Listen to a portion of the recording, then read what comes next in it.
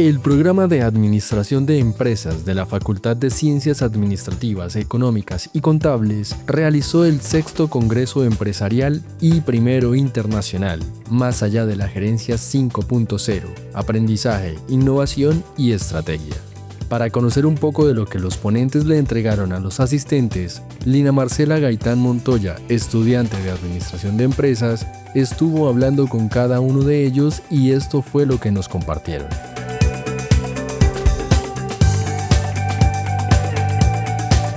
Desde el Ministerio de Educación tenemos a nuestro ponente Cristian Michel Méndez.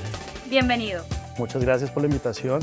Realmente muy agradecido en estos espacios que fortalecen el sector educativo y toda esa transferencia de conocimiento que realmente es importante y pertinente tener en las diferentes instituciones y universidades del país. ¿Cuáles considera que son los 3 desafíos más significativos que enfrenta Colombia al intentar implementar políticas públicas que realmente impulsen la innovación a nivel nacional y territorial? Quiero mencionar una que me parece bastante importante. Hablemos sobre esa equidad que debemos tener tanto en la parte urbana como en la parte rural de nuestro país. Pienso que esa igualdad de género para niños y niñas y jóvenes dentro de cada establecimiento educativo debemos garantizar la calidad educativa, debemos garantizar que esa tecnología, esa innovación realmente perdure para tener pues una educación de calidad y un conocimiento hacia el futuro transformador. Mencionando otro aspecto importante es todo el proceso de articulación que debemos tener como nación, ¿sí? Muchas veces tenemos una cantidad de proyectos que cada entidad pública está realizando, que estamos focalizando, pero pienso que esa falta de articulación a veces en los diferentes sectores hace que las brechas se cierren un poquito y que las oportunidades realmente sean un poco más concisas y sean un poco mínimas dentro de cada establecimiento educativo. Y bueno, pienso que otro tema súper importante y fundamental pues para mencionar es precisamente todo lo que nosotros estamos relacionando actualmente con la era digital, que es un tema bien importante, significativo dentro de nuestro país, que debemos tener un uso adecuado y responsable para poder generar cada acciones que nosotros desarrollamos dentro de nuestro plan estratégico. Esto lleve realmente actividades, metas y cumplimiento pertinentes en cada sector educativo. ¿Qué rol específico deberían jugar diferentes actores, como el sector público, privado, academia y la sociedad, para asegurar el éxito de una política pública de la innovación? Listo, creo que esos aspectos son bien importantes porque nombramos diferentes sectores, pero quiero mencionar también que ese acompañamiento socioemocional dentro de los establecimientos educativos tiene que ser realmente responsables y pertinentes por cada entidad pública o privada dentro de nuestro país. Pienso precisamente que para poder generar una articulación pertinente dentro de los procesos, debemos tener acompañamientos significativos dentro de los diferentes establecimientos educativos. Debemos tener docentes que realmente sean competentes dentro de los currículos para poder formar, para poder creer, para poder proyectar y generar una investigación desarrollada en nuestro país. Esos son conceptos, temas que se tienen que fortalecer como país y como nación. ¿Cómo podríamos asegurar que una política pública con un enfoque en innovación también aborde aspectos de innovación social? Claro, esos aspectos de innovación social, como tú mencionas, precisamente es generar como esa equidad de género, que era lo que inicialmente hablábamos, pero algo súper importante es cómo desde innovación podemos realmente generar un uso responsable a esas tecnologías, ¿sí? Emocionalmente, nuestros estudiantes están viviendo un momento en el cual no estamos focalizando el buen uso dentro de esas tecnologías de la información.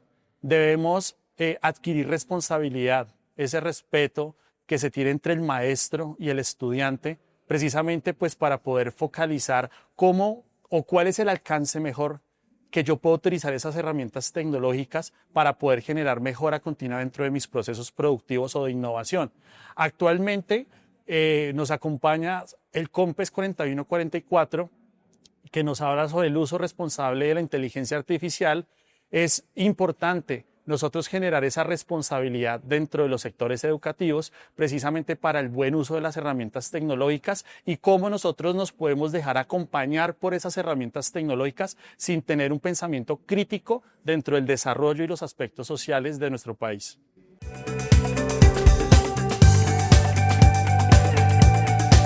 Muchísimas gracias por venir, doctor Hermer Alzamora Román.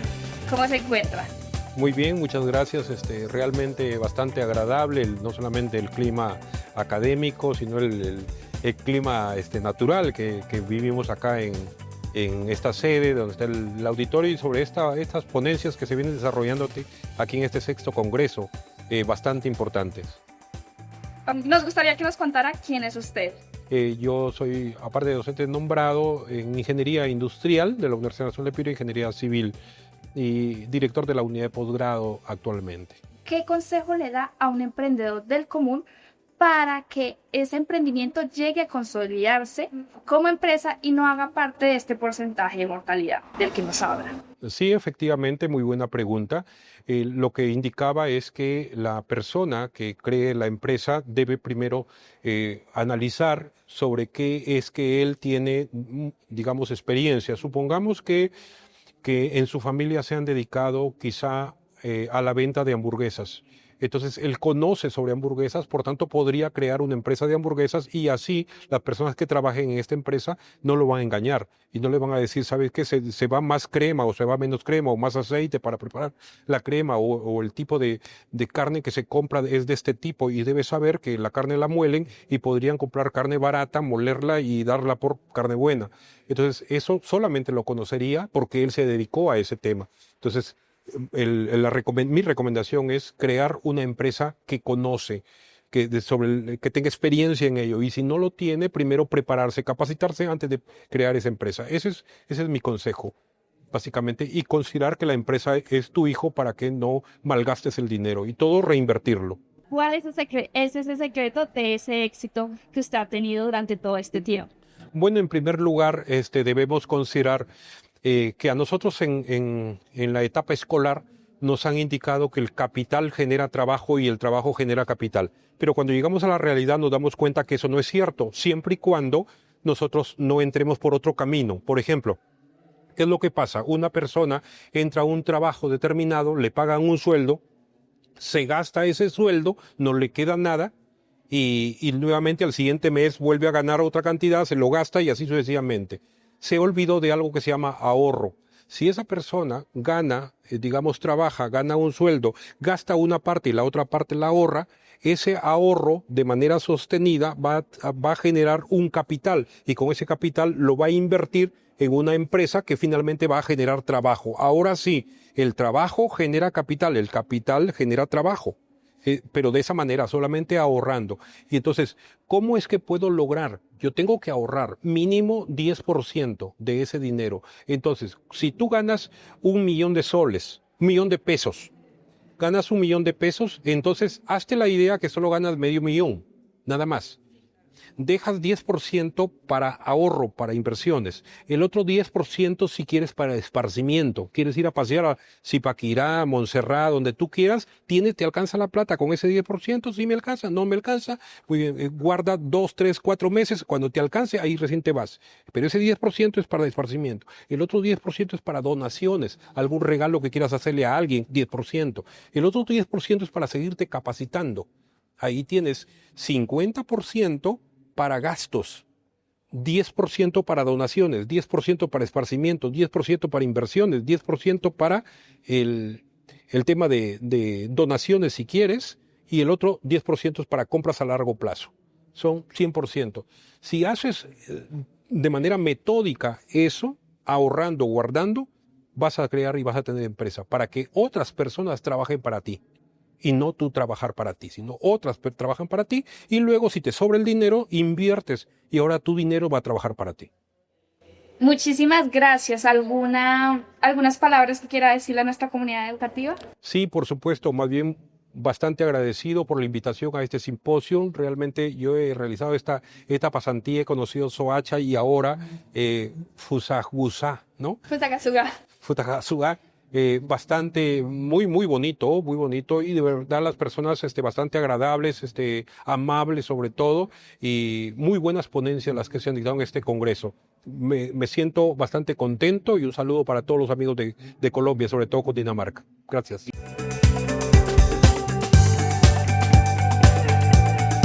Yo estoy con el profesor Michel Alexander González con el tema el valor de la innovación como componente estratégico de negociación. Bienvenido.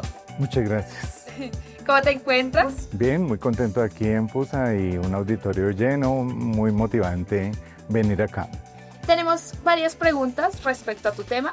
La primera es en el contexto actual, ¿cuáles considera que son los principales beneficios tangibles e intangibles que la innovación aporta como un componente estratégico en los procesos de negociación, tanto a nivel empresarial como en otros ámbitos? El concepto de estrategia pues ha venido cambiando. ¿Y por qué ha venido cambiando? Porque es que el mercado es muy dinámico y entonces es la innovación permanente lo que hace que cambie la estrategia. Entonces, los aportes que yo hablaba ahí en la conferencia ahorita, en una conferencia, sobre el valor de la innovación. Y la innovación y las ideas de negocio y el componente de innovación en cualquier compañía pueden valer tanto como valen la generación de ganancias a futuro. Luego, si una empresa está innovando, por un lado se está cuidando de que su competencia, de que no vaya a quedar rezagado con respecto a la competencia, y por otro lado está generando valor. ¿Cómo pueden las partes involucradas en un negocio identificar y aprovechar las oportunidades de innovación para crear valor mutuo y alcanzar acuerdos más creativos y beneficiosos a largo plazo? Nos encantaría que nos diera un ejemplo. Las partes involucradas, cuando tú hablas de las partes involucradas, estamos hablando de los conocidos stakeholders. Y los stakeholders, pues, hace referencia básicamente a los clientes, a los proveedores, a los mismos empresarios, a los empleados. Hay que partir de la base de qué tanto se está innovando. ¿Listo? Y no solamente se innova en producto, ni se innova en servicio, también se puede innovar en modelo de negocio, también se puede innovar en un modelo de distribución. También, o sea, la innovación viene de la mente de personas comunes y corrientes, no se necesita ser un genio. Y entonces, cuando esas partes, ejemplo, empleados, hacen acuerdos con sus mismos empresarios, con los mismos dueños del negocio, o los dueños del negocio hacen acuerdos con sus proveedores, o esos clientes, esos dueños de negocio hacen acuerdos con sus clientes, pues a partir del concepto de innovación se pueden generar grandes beneficios para todas las partes involucradas. ¿Qué estrategias o marcos de trabajo se pueden utilizar para integrar la innovación de manera efectiva en una negociación, gestionando las expectativas y construyendo confianza entre las partes? El riesgo siempre va a estar involucrado en cualquier tipo de negocio. La estrategia para mitigar el riesgo, pues hay varias estrategias, pero uno de esos conceptos, por ejemplo, desde el punto de vista de inversión, siempre consiste en no poner todos los huevos en la misma canasta. Uno siempre tiene que tener diferentes planes. Entonces, el riesgo se mitiga básicamente con la diversificación. O sea, si nosotros tenemos un plan A, un plan B, un plan C, y vamos y conocemos bien el negocio, y es muy probable que podamos operar rápidamente cuando vemos alguna amenaza. O sea que básicamente, conociendo que nos vamos a meter en el concepto de la innovación y que esa innovación de por sí lleva inmerso un concepto de riesgo, pues uno sugiere que tengan varios planes, plan A, plan B, plan C, y que haya una diversificación, es decir, que uno no puede concentrar todos sus recursos y apostarle todo a una misma idea, sino que debe tenerse en cuenta que de pronto eso puede fallar. Muchísimas gracias, profe. Es un honor para nosotros tenerlo en la Universidad de Cundinamarca. El honor es mío. Muchas gracias.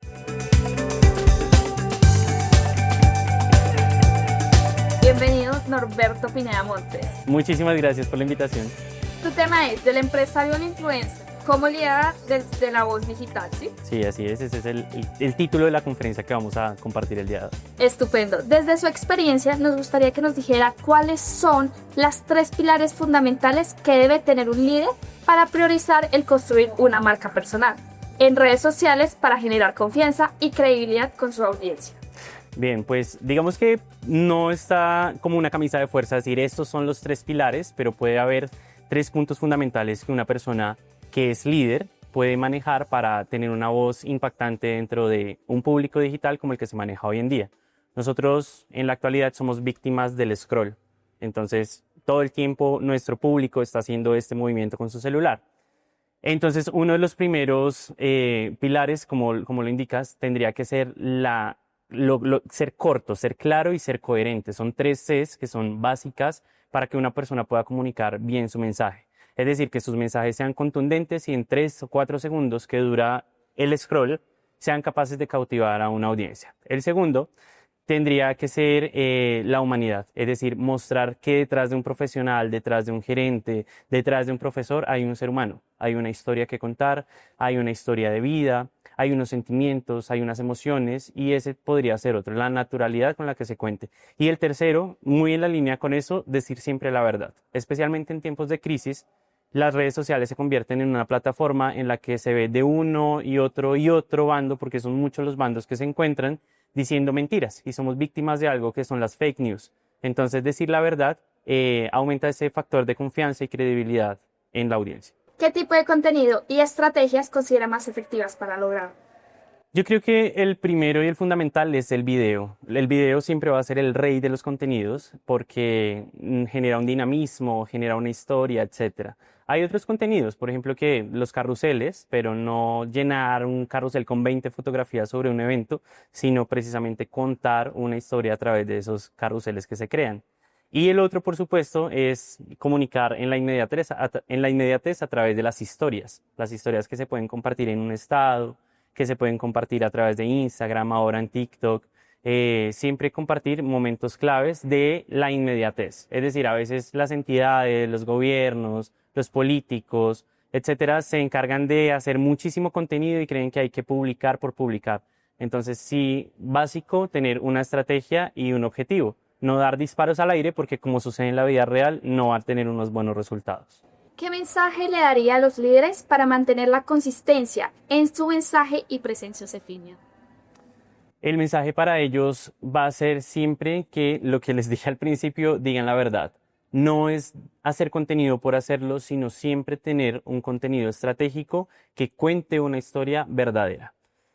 De pronto, al final de la conferencia, vamos a tener un ejercicio y es que todas las personas que tengan redes sociales puedan hacer un pequeño contenido diciendo una verdad.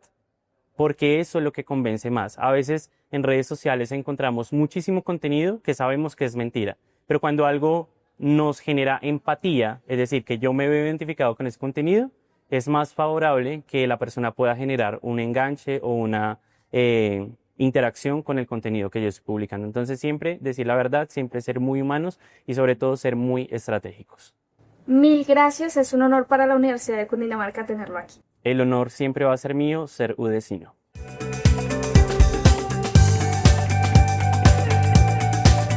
Acá estamos con Nicolás Gómez Arias. Un placer tenerlo en la Universidad de Cundinamarca. Muchas gracias por la invitación.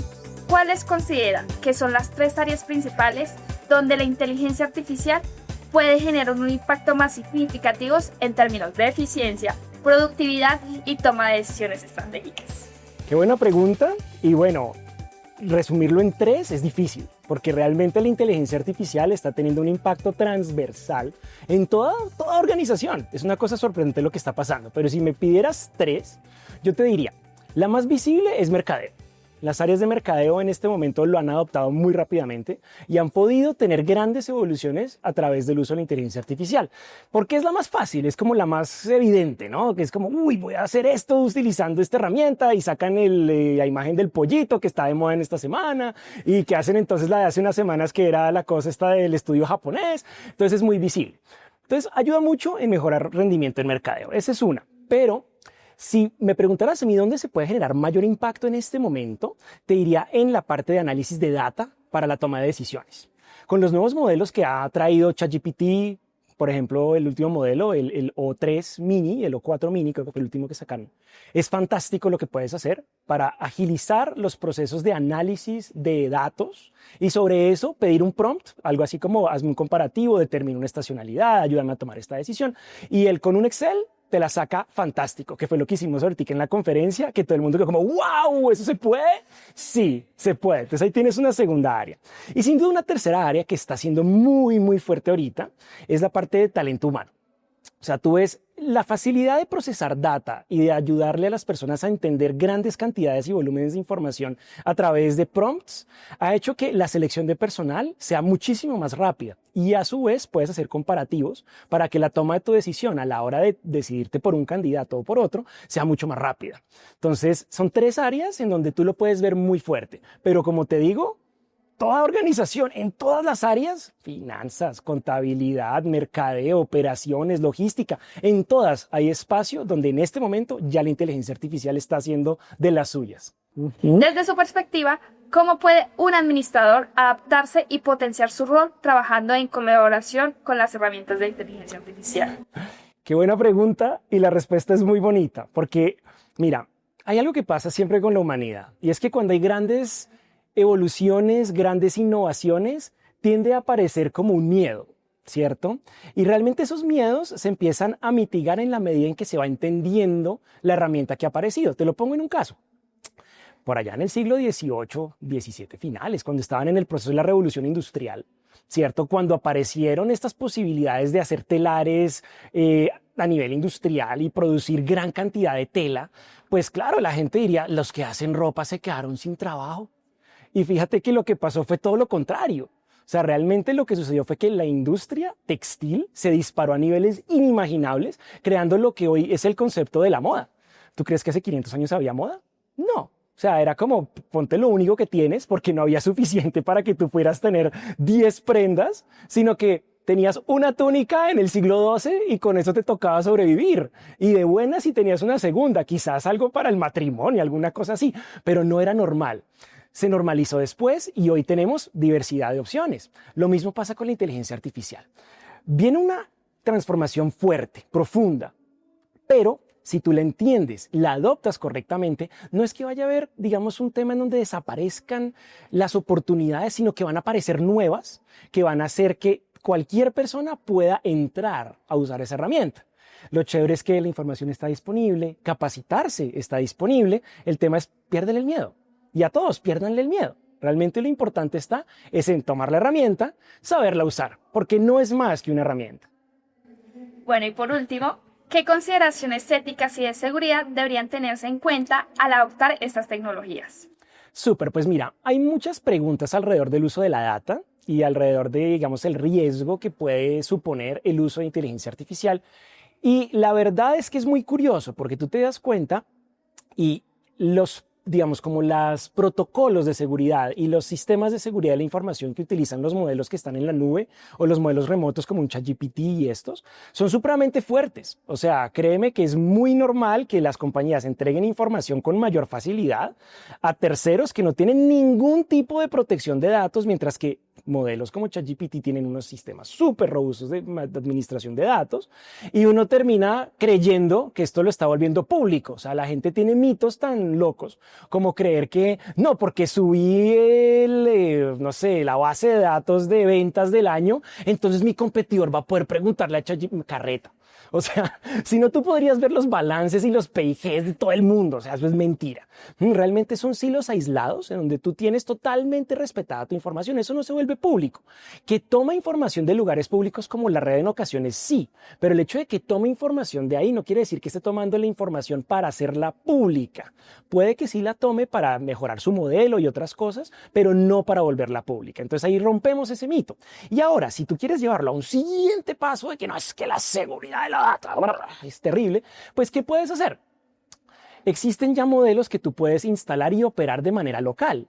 O sea, tú puedes instalar un sistema en tu Mac y en tu Mac o en tu PC puedes correr un modelo de LLM, o sea, un Large Language Model, un modelo de inteligencia artificial, y puedes hacerlo con los datos que están locales y con tu información que tienes ahí, para que tú, si lo quieres desconectar de Internet, lo desconectas y haces tus prompts y tus cosas que está fijo sobre el pool de data que tú le des, o sea, sobre la información que tú le facilites. Hay que romper con el mito de que tú subes un archivo y cualquiera va a tener acceso. Eso es mentira. Y las empresas que dicen no se meta la inteligencia artificial porque es un peligro, se quedan atrás. Entonces es miedo, le tienen pánico a algo que no entiende. Entonces antes de tenerle miedo, intenta entenderlo y te vas a dar cuenta que no es tan terrible. Muchísimas gracias por su intervención.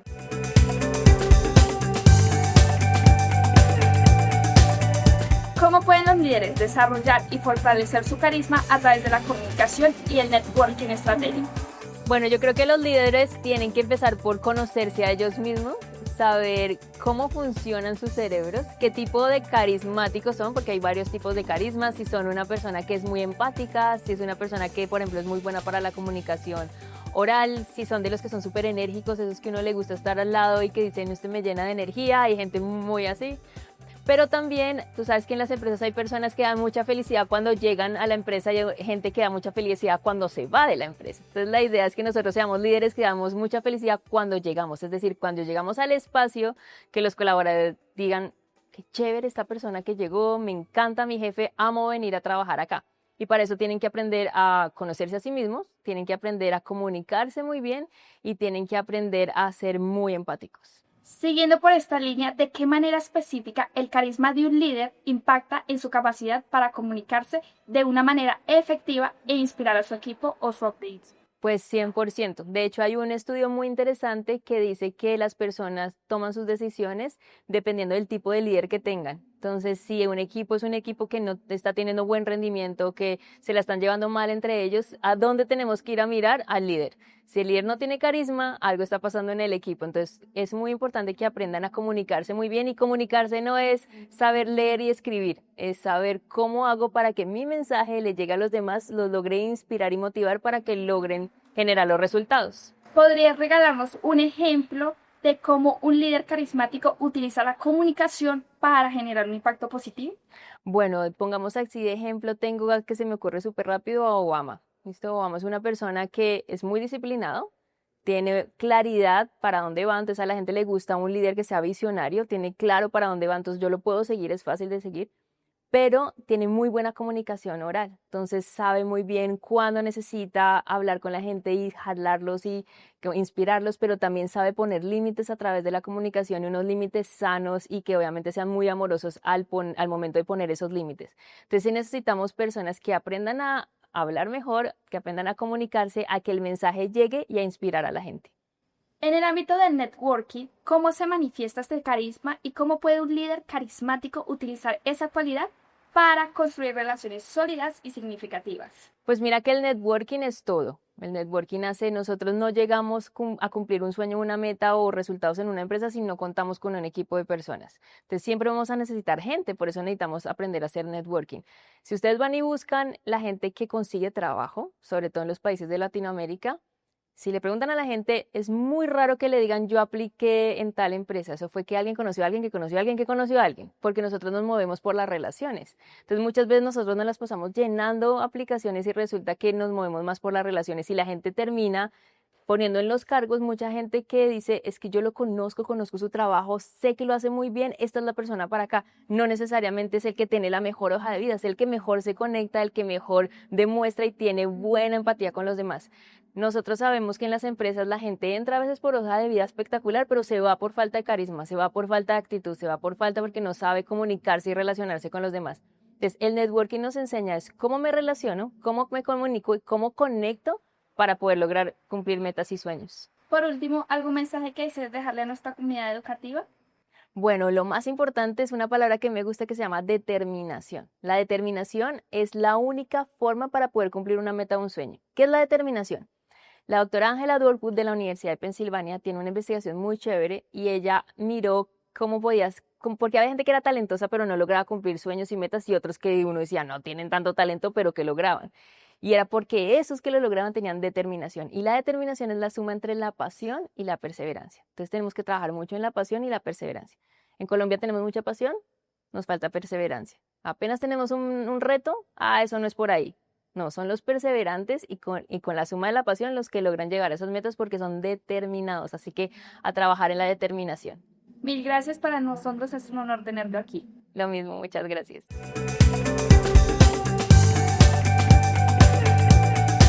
Directamente desde México traemos al profesor Eric Fabián Rodríguez Segura. Bienvenido. Un gusto, gracias. ¿Cómo te encuentras? Excelente, muy bien. ¿Qué has pasado? Perfectamente bien. Me han recibido muy bien y estamos disfrutando el momento. Nos encantó tu conferencia referente a la integración para el capital humano desde una perspectiva translocal. Por supuesto. Tenemos varias preguntas. Sí. Desde esta perspectiva translocal, ¿cuáles considera que son los principales desafíos y oportunidades al integrar el capital humano en diferentes contextos geográficos y culturales? Sí, claro. En relación a los contextos culturales y geográficos, es la educación. Como lo mencioné dentro de lo que es la ponencia o la plática, la educación sigue siendo parte fundamental. La especialización, el estar en constante movimiento de los jóvenes, eso es primordial para capitalizar lo que es la parte humana y sobre todo la integración. La integración va en conjunto con la educación. Referente a esto, ¿qué estrategias o modelos específicos ha observado o considera más efectivos para fomentar la movilidad y el intercambio del talento a nivel translocal? Por supuesto. La primera sería la inquietud por estar visitando una parte transmoderna, otra translocal. También la importancia que tiene el que se abran nuevos panoramas. A nosotros nos ocurrió, el estar aquí nos ha abierto un panorama totalmente diferente y bueno, eso llevarlo a nuestra parte translocal es lo importante, pasar de una transmodernidad a una translocalidad en todo el sentido. Esta perspectiva translocal implica considerar identidades y pertenencias múltiples. ¿Cómo pueden las políticas de integración de capital humano abordar la diversidad cultural y las diferentes necesidades de las personas en tránsito o que se desenvuelven en múltiples localidades, promoviendo una inclusión genuina? Claro, la inclusión debe ocurrir, lo vuelvo a mencionar, a través de la educación. La educación es fundamental. La educación abre todas las puertas. Pareciera que es un cliché, pero es cierto. La educación es la que va a integrar esta parte translocal.